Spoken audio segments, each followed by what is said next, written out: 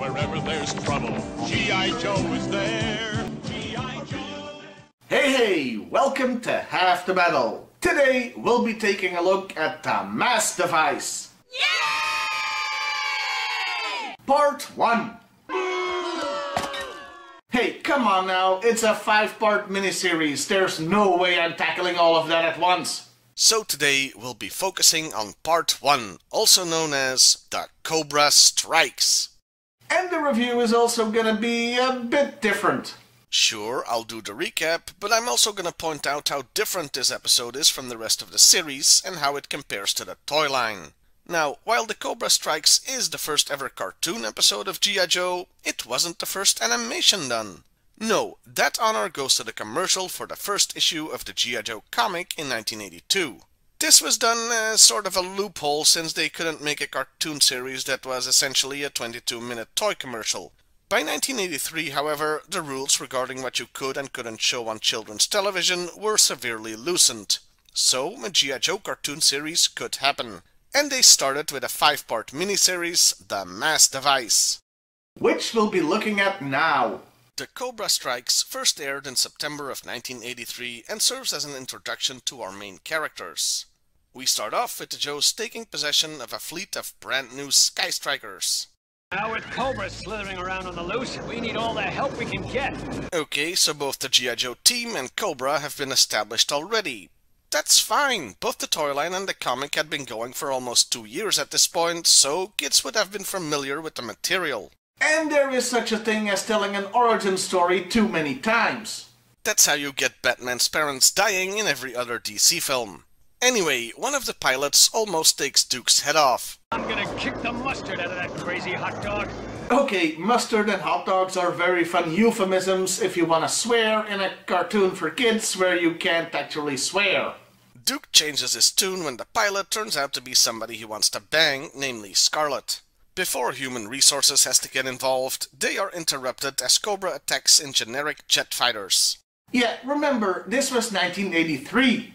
And the Rattler wouldn't come out until 1984. And even though Hasbro probably already had the plane in its planning stage, there were no toy models to show the animators yet, so ugly gray jets it is. They destroy quite a few Sky Strikers, but miss the Joes. Why didn't you just yell, "Look out"? Didn't you read my green sheet? Man of action. Now there's an Easter egg I can really dig. As Man of Action was the name of a 1970s G.I. Joe figure. Some Sky Strikers managed to take off and, this happens.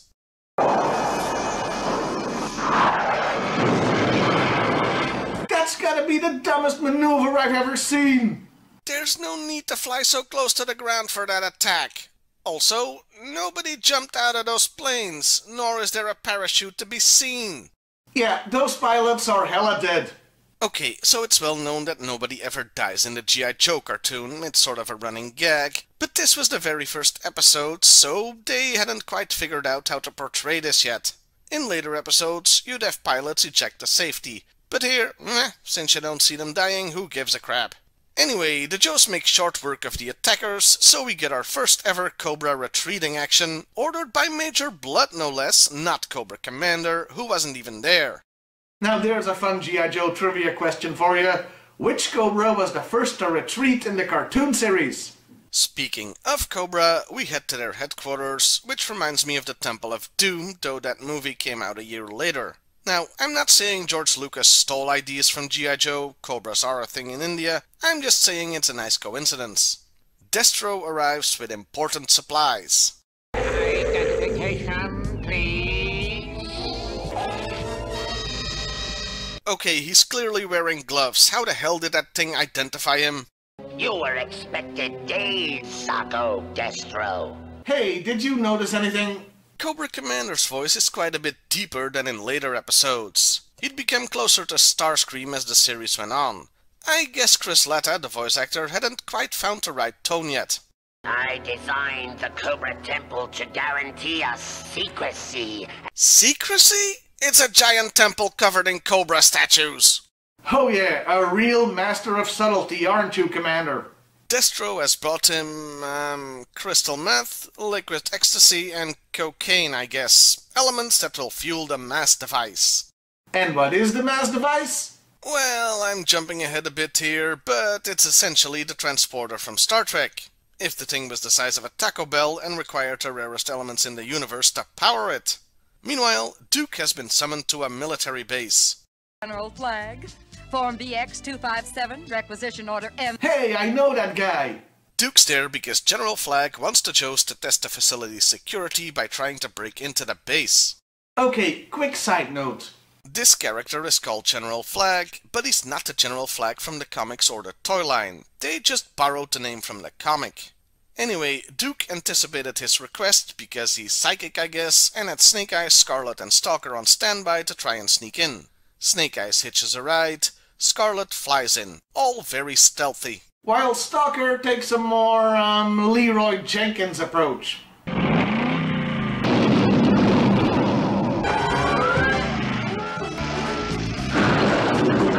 Looks like your team blew it on the first try. Also, Duke, I think they're all dead judging from that explosion. But of course they make it in, though this doesn't seem to trouble the General. But your success only proves security here is adequate. But it'd take dozens of men with heavy equipment to steal the satellite. Well, yeah, but they could still blow it up, you idiot. The Pentagon beam counter talks Flag into showing them the satellite and explains what it does. It can receive and send the most powerful energy to anywhere at any time. It's a trick, of course, and she plants a tracking chip the mass device can home in on. Unfortunately, Destro is having, performance issues. Mass device my foot. Hey, it can happen to any guy, Destro, so don't feel bad. So, instead of beaming up the satellite, they try to beam down troops to bring it out. Okay, if I were one of those troopers standing there, I'd be pissing my pants right about now. But the thing works this time, and they appear in front of the Joes. Hey, wait a minute. Play that clip again. That's gunfire. Those are actual gunfire sounds. Yeah, like I said earlier, at this point they hadn't quite figured out what they could or couldn't do in the cartoon, so they used gunfire sound effects, though they still mostly looked like laser fire. Anyway, this is also when we're introduced to the Baroness, who was disguised as the beam counter. The Joes get chased out and shut out, but get reinforcements and use equipment to just raise the entire wall up. The battle is joined. And sadly, this is one of the things that the cartoon gets made fun of the most often for. Nobody shoots anybody else, just equipment and tanks. And yes, I understand why that is. But the problem here is they're fighting in an incredibly small space where it's practically impossible not to hit each other. This battle should have been set in a much larger space, or there should have been more cover for both sides to hide behind, because it looks ridiculous like this. Anyway, the tide turns for Cobra, and they are forced to surrender. It's over, Baroness. You and Major Blood step out.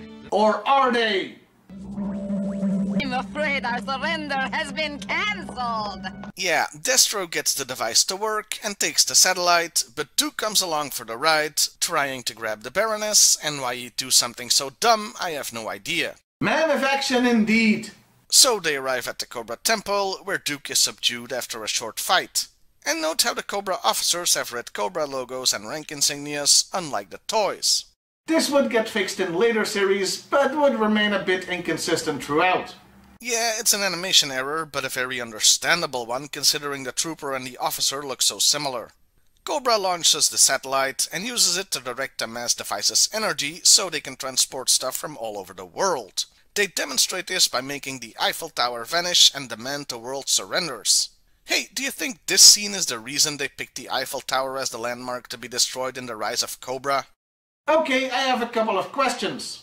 First, if they needed the satellite, then how were they able to transport the troops before? And it's not because they had a homing device, since they needed that for the Eiffel Tower too. Second, how did they get this camera angle? Is their agent lying on the ground on his belly? Was he trying to get an upskirt shot of the woman while he was at it? I mean, I wouldn't put anything past a Cobra agent. Speaking of questions... Scarlet appears to be in charge now. Why is she in charge? Or, better question, why was Duke in charge before? Which leads to the real question. Where was Hawk?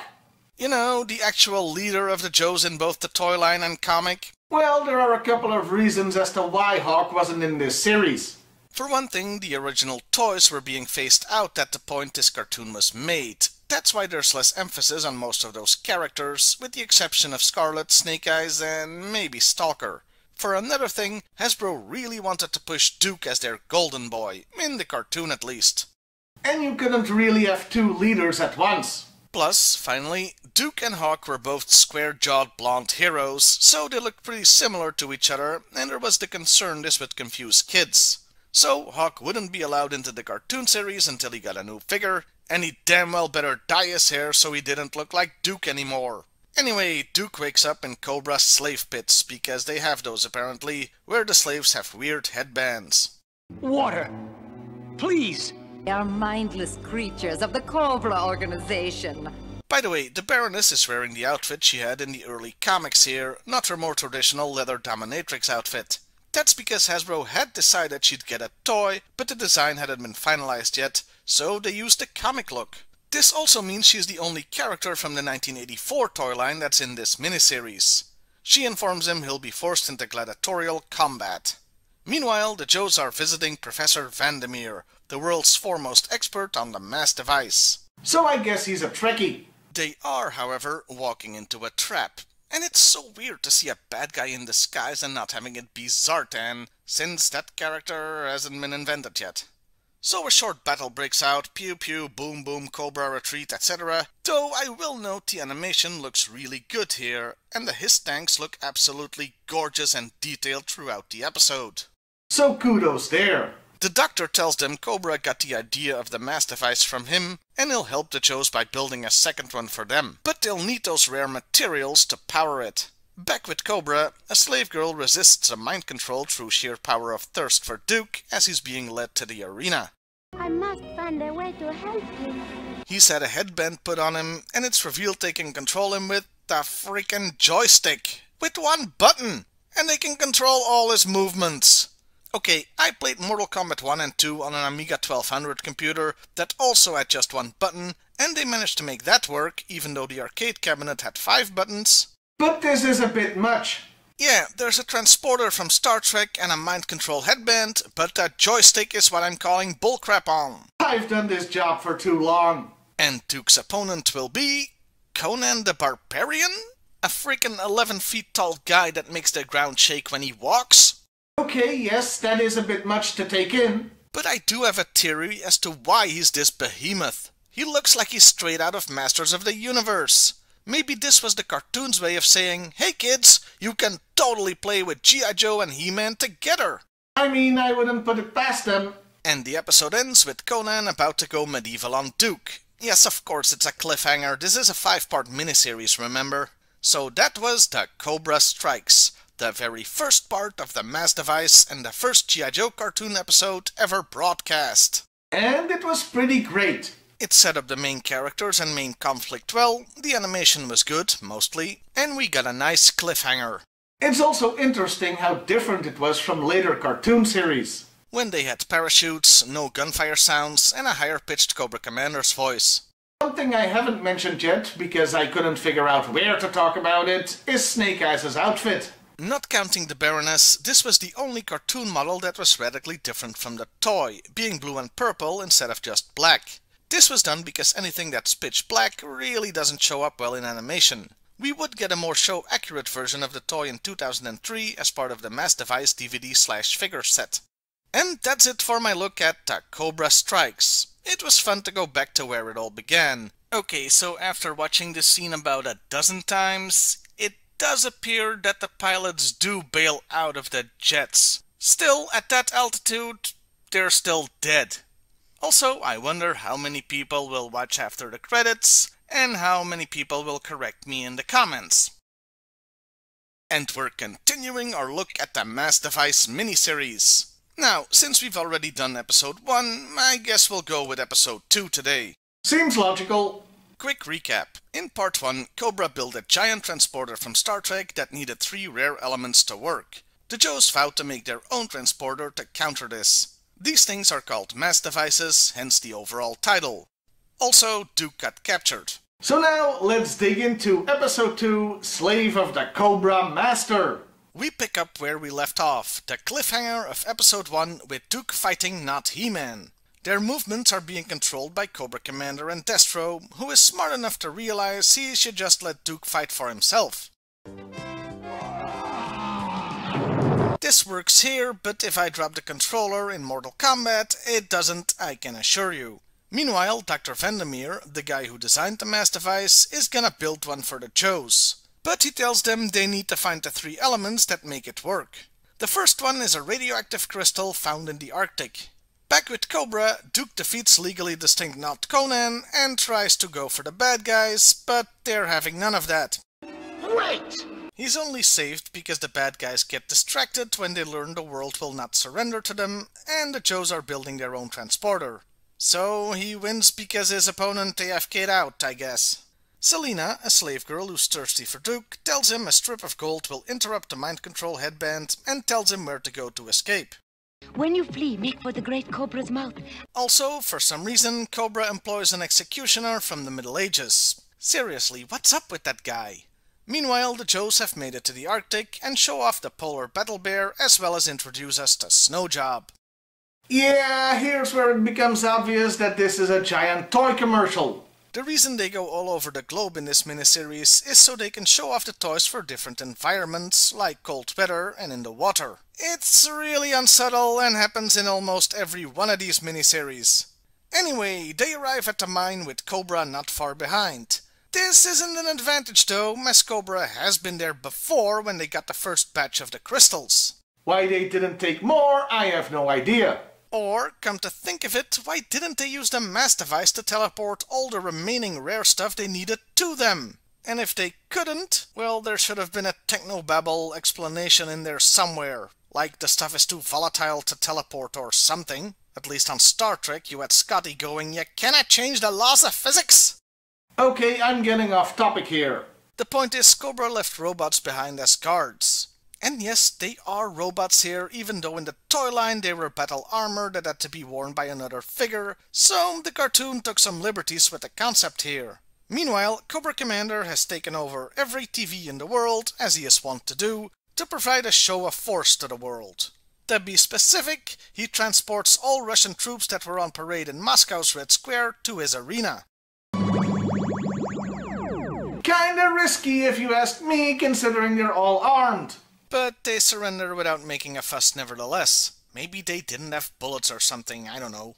The commander then orders all world leaders to meet on an island. All this teleporting does mean their supplies for the device are running low. Back in the Arctic cave of Robot Doom, the Joes walk right into a trap and are in trouble. I should point out that Flash, the laser trooper, appears to be using a flamethrower. That's probably because since everybody else is already using lasers, they needed something to distinguish him. They do manage to deal with the robots, and Snake Eyes goes after the crystals. It's interesting that the transport thingy is green, a color associated with the Joes, but this is a Cobra vehicle, which are usually black or blue. Back at Cobra HQ, the Commander and Destro are continuing their Super Smash Bros. Tournament, but they're having a heated gamer moment arguing over their priorities, giving Duke the chance to use his gold strip, and that causes this to happen.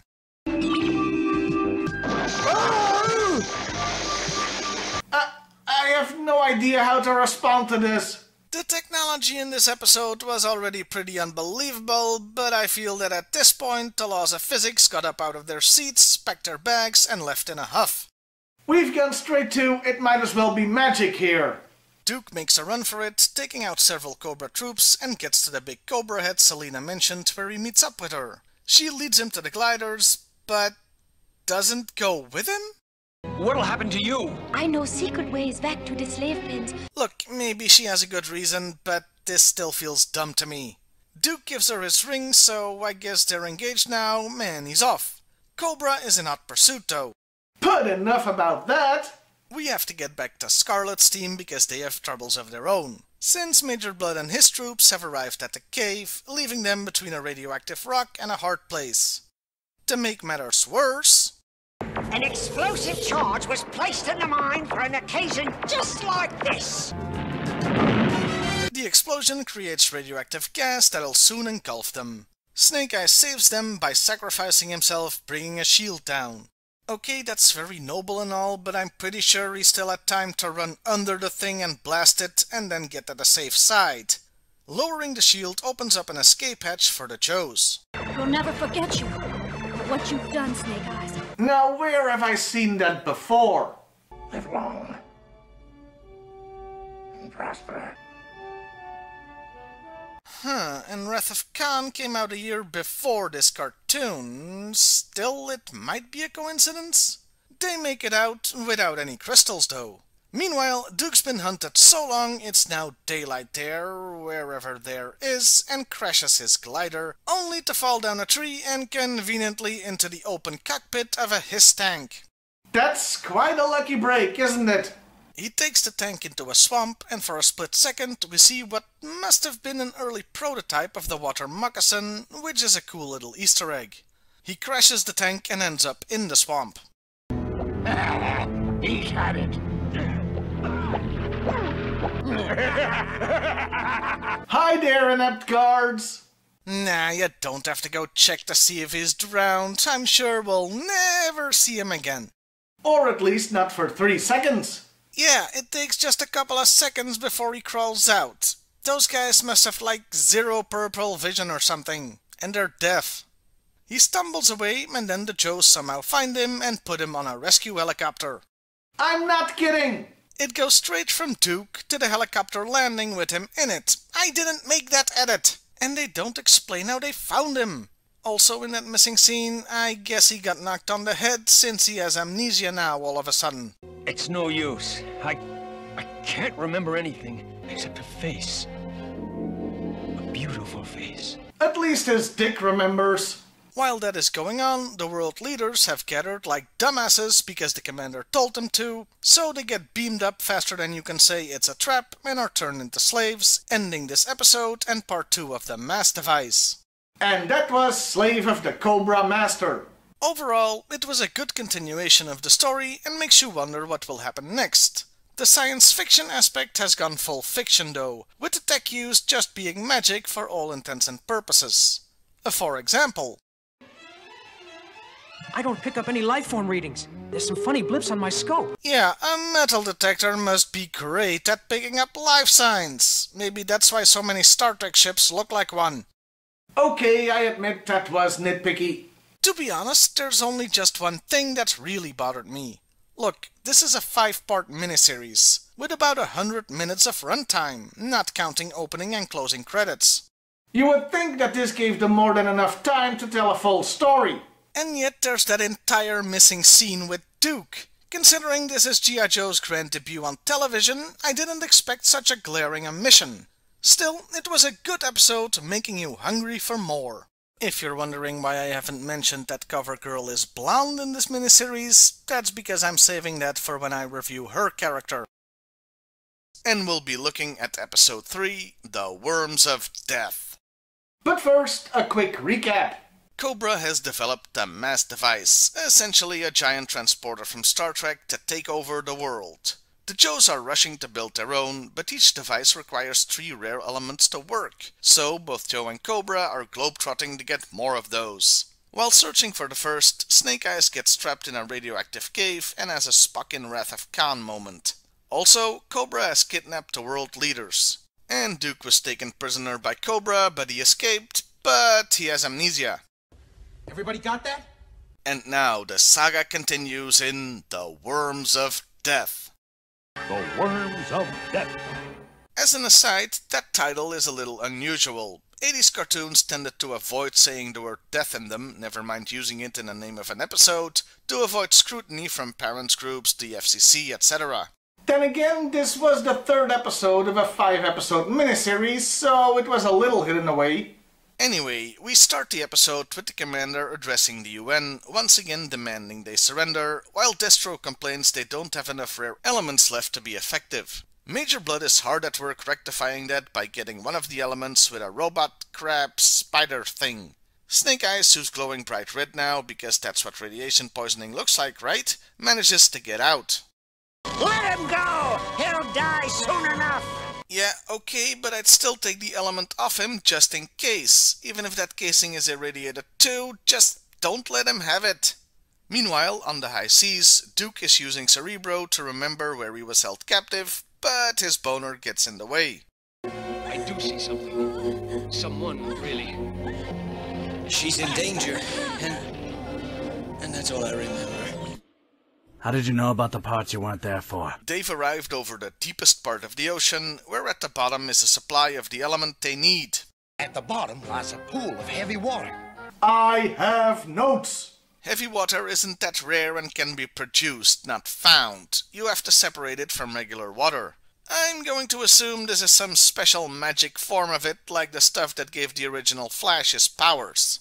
So they all get into diving gear, and we find out the real reason they're on the ocean.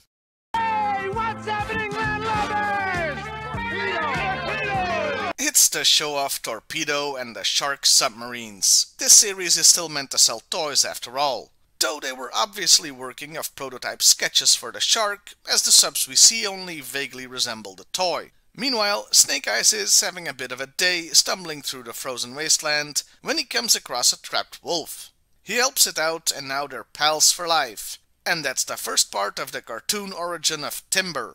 But enough of that brief interlude. We're going under the sea. They're all in sharks, so I don't know why they jumped into the water earlier, but whatever. But enough of that brief interlude. Let's get back to Snake Eyes. Yeah, the cartoon jumps around like that, so I kinda have to do that too. He's made another new friend, a giant polar bear.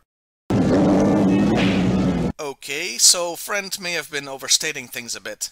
The wolf comes to his aid, but they're both pretty screwed when a Deus Ex Machina shows up in the form of an old man. Even though I cannot see, I can tell a young, strong man you are, 'tis sure. An old Irish guy, in that part of the world, at that time of year, localized entirely near Snake Eyes. Anyway, he takes them in and that guy must be ripped if he can carry a man and a wolf under one arm. Meanwhile, Major Blood returns with the first element, the Cobra. Now we lack but 2 of the precious elements which will make us invincible. Okay, but all containers are clearly full, so you should already have all you need. That, or it's an animation error. Given that they forgot to color the stripe on Cobra Commander's head for one scene, this wouldn't surprise me. Actually, if I can go on a brief tangent here, this has always bugged me. Why does the cartoon model of Cobra Commander have that white stripe on his helmet? I'm guessing because the artwork for him has it too, even though the toy itself never had it, and he looks plenty distinct without it. Hey, we're almost halfway through the episode. Are we gonna get to the Worms of Death anytime soon? Back in Aquaman's hood, they've reached the bottom of the ocean. Those odd columns. I've seen them before. I've got it. They look like giant tube worms. Ah!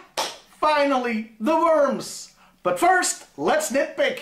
Right now, activate your pressure suits. Okay, they say they activate the heavy pressure suits, but they're wearing regular diving gear with their hands exposed. They should all be in something like that suit Deep Six wears. Anyway, dumb stuff happens. Oh, I wouldn't say that. See? No graffiti. Yes, bang on the Lovecraftian horror tube. What could possibly go wrong?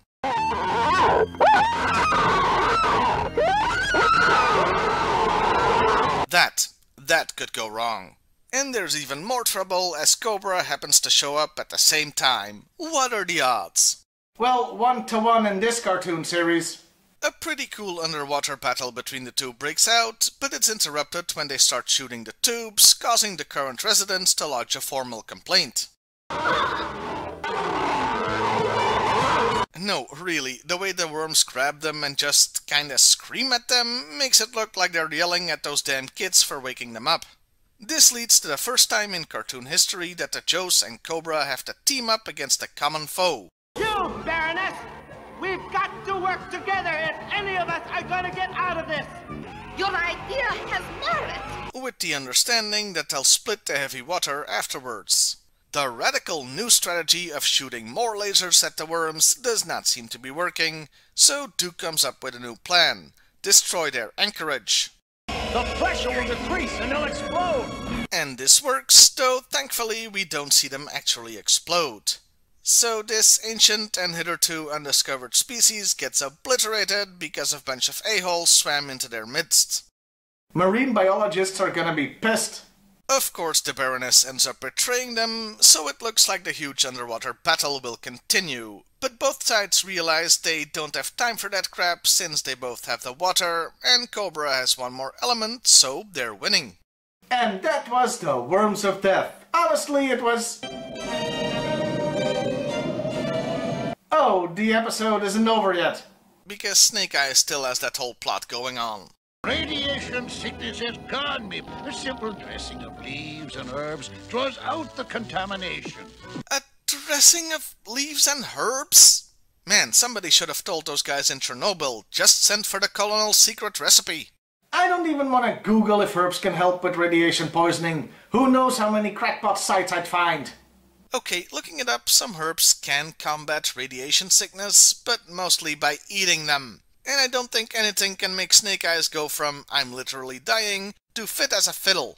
Oh, and we complete Timber's origin story. He needs a name. How about Timber? And the blind hermit even found the element. Somehow. It was easy to find. It's humming and warm like it is. Yeah, such a nice and warm canister. I guess the herbs didn't work on that thing then. Meanwhile, the Joes need to buy time and figure they could take out the relay satellite Cobra uses to aim the mass device. Steeler maybe got something. Joe, we built this here doohickey with Clutch's help. The killer satellite. It's all mounted in a portable launch gantry and everything. They constructed a missile capable of reaching space in the garage in their spare time. You know what? Episode is almost over. I'm not even gonna question it. Also, because this is like the only time you see short fuse in the entire cartoon series. They launched the missile, but Cobra is ready for them with space troopers, no less. We'll use up our last remaining bit of the third metallic element. Wait, what did he say? So the troops take out the Joe's weapon and the day is saved. For Cobra, anyway. Man, it feels weird saying that. Though all those guys are doomed. Yeah, Cobra doesn't have the elements to bring them back, and we never see them again. So all those poor bastards suffocated in space. That's pretty damn dark, which is why I'm sure that it wasn't the intention of the cartoon episode. Anyway, with that plan a failure, the Joes say they'd need a miracle to keep up with Cobra, and the miracle promptly arrives in the form of Snake Eyes. Snake, you're alive! And enjoy that clip, Scarlet Snake Eyes shippers, because that's as close as you're gonna get in the cartoon series. Cobra has one more surprise for them though, as the canister is booby-trapped. Something's bugging your big bad wolf, Snake. Really, the wolf is the only one that noticed that. How many of you are in that room? They all get knocked out, but will they get back up again? Well, we don't know. Because it's on that cliffhanger that the episode ends.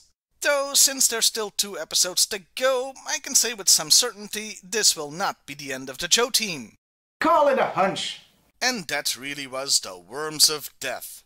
Overall, a good continuation of the story, though real-world science has taken out a restraining order against it. The stakes are getting higher and the cliffhanger more intense. Not sure why there's an Irish and sometimes Scottish-sounding blind hermit in there though.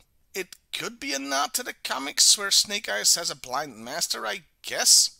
And I think we should be glad they didn't make him an indigenous person with magical powers. So that was enlightened of them.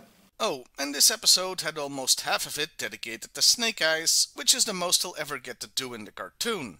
Yeah, they couldn't find much use for a mute character, so him getting this much attention in the first miniseries was nice. And you'll note his outfit is blue, not black like the toy. That's because a pitch black outfit wouldn't look good in animation. It's also why his second figure's animation model is grey instead of black. Okay, that about wraps it up. We had some fun times, with the destruction of an entire species and a bunch of guys left to die in space. Yo, Joe? Well, it's been quite a while, but we're getting back to the Mass Device miniseries, and today we're looking at Part 4, Jewel in the Devil's Cauldron. But first, a quick recap of the story so far. Cobra built what's essentially the transporter from Star Trek to take over the world. The Joes built their own, but both need 3 rare elements to work, so both sides went looking for them. In the Arctic, Snake Eyes found some, but got a lethal dose of radiation. Don't worry, he got better. They also found some deep under the sea, where the cartoon came very close to turning into a hentai. Oh, and Duke got captured, but he escaped, though he did lose his memory. And now the story continues in Duel in the Devil's Cauldron. We start off with the Joes taking a nap after partying all night. Okay, I forgot to mention the cliffhanger from the last episode was that the canister Snakehouse brought back was booby-trapped. It released the gas and is about to explode. Timber the wolf is the only one still up and he helps CoverGirl. Well, kinda. Yeah, breathe in those tiny glass shards. I'm sure that'll be fine. Maybe enough time to get Fusion Bomb out of here. Then maybe do that instead of monologuing while not even using the damp cloth. She manages to get rid of the thing in an admittingly awesome way, so that problem is solved. They still need to find the third element though, which is inconveniently sitting inside an active volcano. Before anything else can happen, the Joes get interrupted by Stalker. And surrender, as directed by Cobra. Man, that's a lot of troops and equipment compared to the toy line or even the comic. Anyway, Cobra is eavesdropping on the conversation, and the commander is delighted. Victory, Destro! Okay, they obviously never show this. But I am very, very curious how the hell the commander would eat that drumstick. Destro refuses to celebrate, not wanting to count his chickens till they hatch. And besides, Cobra still needs a third element too. To amuse himself, the commander orders not He-Man to fight a giant robot, because why not throw Transformers into the mix at this point? Like in part 1, the cartoon really wants to make it clear that you can use G.I. Joe toys with other figures. Back with Stalker, things are more than meets the eye, if you'll forgive me for keeping the joke going. Will you get out of the picture, gung-ho? As far as Cobra knows, we're taking their surrender ultimatum seriously. Okay, a couple of things here. 1. This is the most blatant toy advertising in the entire G.I. Joe cartoon's history, and it happened in the very first miniseries. But listen again to what they're saying. I hope I was as convincing as these models. They call those models, not toys. And there's a reason for that. You see, even though restrictions had been eased considerably on what cartoons you could make, you still weren't allowed to show actual toys in them, because then they'd be classified as commercials. That's why, for example, in the Pokemon cartoons, they had to edit out plushies that were actually for sale when localizing the Japanese episodes. And in this case, the G.I. Joe cartoon really danced on the edge here. Anyway, the whole ruse is to buy time so the Joes can get that third element, the meteor, in the volcano. They arrive in weird versions of the Dragonfly that have room for people in the back, like it was the Tomahawk, which didn't exist at this point. Maybe they got the idea for that helicopter from this depiction. Also, why the hell is Gung-Ho flying with, Wild Bill, the actual pilot, just standing there? To get the meteor, they use magnets, because I guess the rock is magnetic? Yeah, sure, let's go with that. But they are interrupted by Destro, who's flying what looks like early concept art for the Rattler. They're even VTOL craft. I guess the Rattler's design wasn't finalized yet, or didn't get to the animators in time. Back with Cobra Commander, the fight between Not Conan and the robot is over, ending in a draw, it would appear. By the way, I didn't edit that fight out. It goes from the start here to this scene, so the cartoon cheated us out of what could have been a great action scene. The commander is getting both impatient and suspicious when it comes to the G.I. Joe surrender, so he plans to destroy New York City. The slave girl, whose name I've forgotten, is spying on all this though, and sabotages the mass device. Though, considering the beam had already been sent and the device appears to not be doing anything, I'm not sure how that works. Oh, there I go again, doing stupid things like apply logic or physics to this thing. Bad Timmer. With the last of the third element used up, it's all down to Destro now. But he's having trouble of his own, as he's getting his Sky Strikered and his Fly Dragoned. Okay, forget I said that.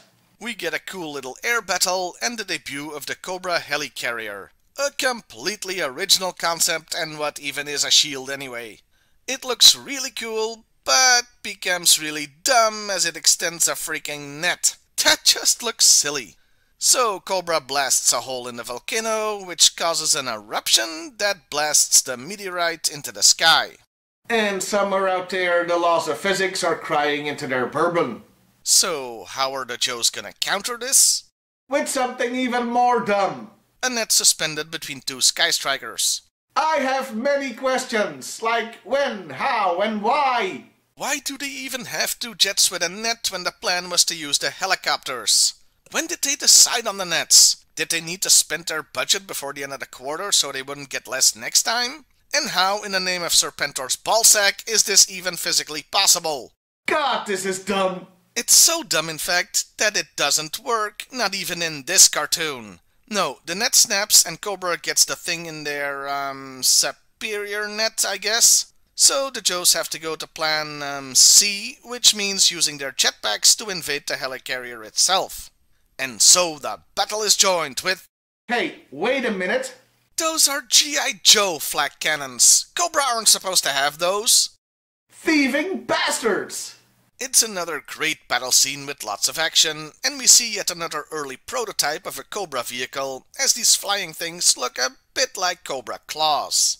It really is kinda neat how you can see stuff like this in the first miniseries, though I'll take off a point for them having Stalker be a white guy in this shot. The battle soon goes the Joe's way, so Destro makes his retreat, followed by Scarlet. She hears him getting what meteor fragments he can, though he's alerted that he's being followed, so he's ready for her. And after what I have to admit is a very well done tense scene, he captures her and uses her as a hostage to get away.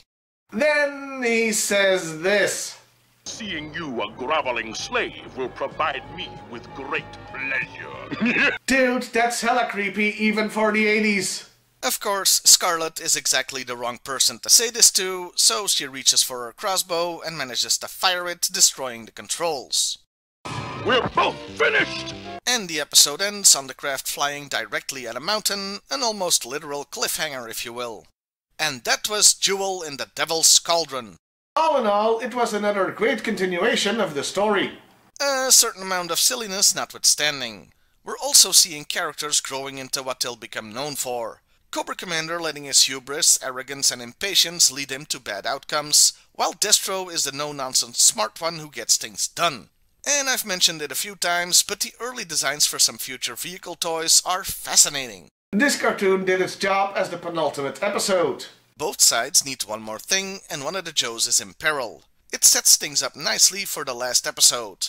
So, yeah. It makes me look forward to the final episode, and I'm sure you're all looking forward to the final review. You know, we first started looking at the Mass Device miniseries all the way back in March. That means it's been 9 months. So I guess this baby is freaking due. Yeah, I didn't want to spread this miniseries over 2 years, so we're ending this today by looking at the Mass Device Episode 5, A Stake in the Serpent's Heart. We ended the last episode with both sides rushing back to their bases with the third and final element needed to make their mass devices work. But Destro needed Scarlet as a hostage to escape. She wasn't too thrilled about that, so she shot his aircraft's control panel, sending it out of control towards a mountain. And that's where we'll pick things up. You fool! You cost us both our lives! Okay, that's wrong. They were heading towards a mountain, and now they're over a jungle or something? Not a great start, guys. I guess the writers couldn't figure out a way out of that predicament. Anyway, part of the controls still work, but Destro can't reach them, so Scarlet kicks him her crossbow, which has a winch arrow in it because of course it does. So he's pulled in and can stabilize the craft. And so that crisis is over in 50 seconds of runtime. Bra frickin' vo! Destro returns the triumphant hero, but all is not well as the Baroness informs him of the commander's failure to destroy New York City. This leads to Destro having a few things to say to Cobra Commander. You psychotic, sibilant serpent of a dolt! I shall assure us of victory by taking full authority over all operations myself! And there we have it, folks! The first time in history that Cobra Commander had his power usurped. God knows it wouldn't be the last time, but the first miniseries is what started it all.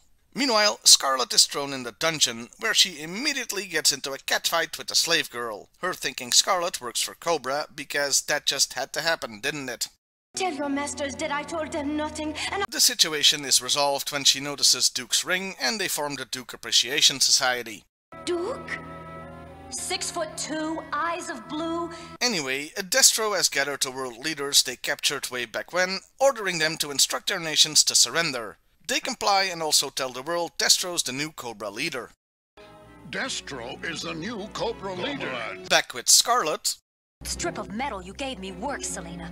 If I concentrate, I can override the control of the Cobra soldiers. Maybe don't say that out loud when there's two frickin' Cobras right behind you. They feed the other slaves, but there's a revolt brewing and they'll soon make their move. That's not the only problem Destro will have to deal with though. Not one nation has surrendered. This one must take a vote. That one wants to take it under consideration. And so he pretty much does what Cobra Commander did. And lock on homing devices and eradicate New York, now! The Joes realize what's happening though and fire up their own mass device to negate Cobra's beam.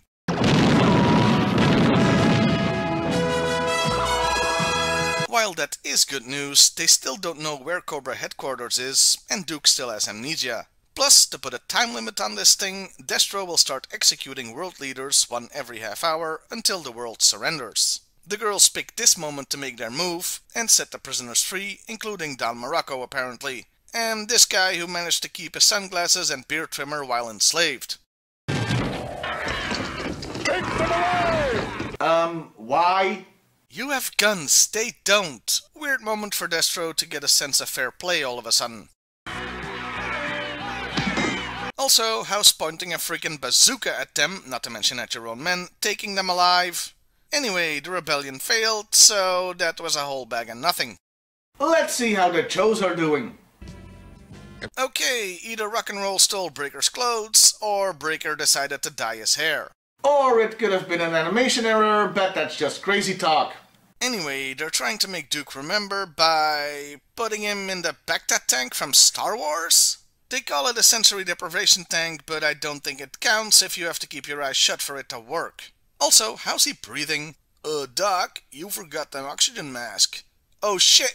They go through his whole life's history because apparently we have time for that, even though we're over halfway through the final episode of the series, until we come to the important bit, where they see Duke gave his ring to the girl. It's got special electronic characteristics, which can serve as our homing device right... Okay, quick question. Duke's been back for what, 3 episodes now, and the others know he has a special ring that can be used as a homing device. So how in the name of Serpentor's scaly asshole did nobody notice his ring was missing? Moving on, with this information, they start transporting to the Cobra base en masse, pun not intended, for the final showdown. And they have these weird spider-leg transports to put their vehicles on all of a sudden. Hey, quick question again. Why didn't they just transport to the top of the structure, or even inside the base? We know the device can do that from part 1. This just stretches things out. Also, Cobra has a bowl of boiling lead or whatever because the medieval period was a fun time. They also have... this thing, whatever the hell it is, that I'm sure rips off some sci-fi movie or series, but I have no idea which one. It isn't around long enough to worry about anyway. It's a pretty good uphill battle with lots of action, though I do have to wonder how the Sky Strikers got there. Were they massed in mid-flight or something? Or maybe that temple just isn't that far away from G.I.Joe headquarters. Anyway, Cobra Commander has one more ace up his sleeve. My robot Cobras will annihilate the G.I.Joe forces! And those robots are pretty damn cool. Too bad they were never a toy. Though, to be fair, the animation model looks like they're just heavily modified bigger snake armors. Oh man, that makes me think that toy could have looked like this, and now I'm sad. Okay, so that guy's dead. Look at the velocity! Ain't nobody walking away from that. Also, how is the commander controlling all 3 robots with just a 1-button joystick? Must be a Commodore 64. And the Joe's solution to this problem is... magnet grenades, huh? Good thinking. Which promptly destroy all of Cobra Commander's hopes and dreams. We must flee, Baroness! The battle is pretty much over at this point, with the Cobra leadership trying to escape. And they rescue Scarlet and the slave girl. Later, sister. We've got a war to win. Hands off my man, bitch! And we finally see Not Conan do something. Which is kind of underwhelming, to be honest. He was hyped up as this amazing super strong guy, but he wasn't part of the initial uprising, and all he does is throw that little ATV. With the most interesting thing about that scene being that the vehicle is probably an early prototype for the Ferret, though this one is a three-wheeler. Anyway, the Joes corner the Commander and Destro, who's a sore loser, as he points the mass device at the Earth's core, which would cause the Earth to explode. If the Earth's core disintegrates, wouldn't that cause an implosion? This does seem out of character for Destro, as he's not the type who'd destroy the world, but this is just to buy him time to escape. He's sure the Joes will stop it. And they promptly do, by shooting it because of course they do. And so that day is saved, but not only that, they actually capture the Cobra leadership? Including freaking Cobra Commander? This is indeed a rare, almost unique event in the cartoon. But we can't escape the cliché of the villains escaping at the end completely, as Destro gets to do the whole I'll get you next time gadget bit. And the episode, and indeed the whole miniseries, ends with the Joes transporting the stolen Eiffel Tower back to London. Oops. And with the mass device out of elements, they have no choice but to put the thing on a barge to get it back to France. The end. And that was a stake in the Serpent's heart, as well as the whole freaking mass device miniseries. We finally made it! As for this episode, I thought it was a good conclusion to the story. A surprising one even. Well, not that the good guys won, I mean come on, but that they actually captured Cobra Commander. The only part I didn't like is that not He-Man was hyped up from pretty much the very beginning, only to have his actual contribution be a wet fart. I would have loved to have seen him at least chase or threaten the Commander or something, just to see him piss his pants. There were of course numerous animation errors. Including CoverGirl being colored like Scarlet for a few frames, but if I had to go over all of them for the entire series, we'd never be finished. That just leaves my final thoughts on the Mass Device series overall. The story itself was decent enough, with good action and even drama at times, though there were moments that were goofy as hell too. But the real joy comes from watching the series now, 30 years later, and seeing how it all began. From all the early prototype models they used for what would later become vehicles, and even one figure, as CoverGirl has blonde hair throughout the series while the toy's a brunette, to how characters got their initial characterizations but later evolved. Also, this is the most screen time any of the original 1982 team would ever get, with the exception of Scarlet. Though Worlds Without End would compensate for at least 3 of them later. All in all, it was thoroughly enjoyable to watch, and even more fun to review. But man, am I glad that it's done. And no, Revenge of Cobra isn't next. I need a break after this. When I do my next cartoon review, we'll be going back to Deke. Well, I'll see you next time, everybody. And hey, why not like, share, and subscribe if that's your thing. We'll fight for freedom wherever there's trouble. G.I. Joe is there. G.I. Joe.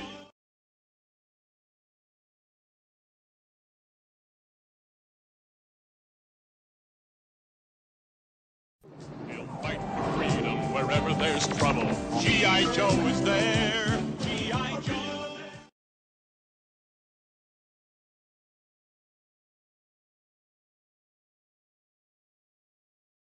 Under the sea, darling, it's better down where it's wetter. Take it from me.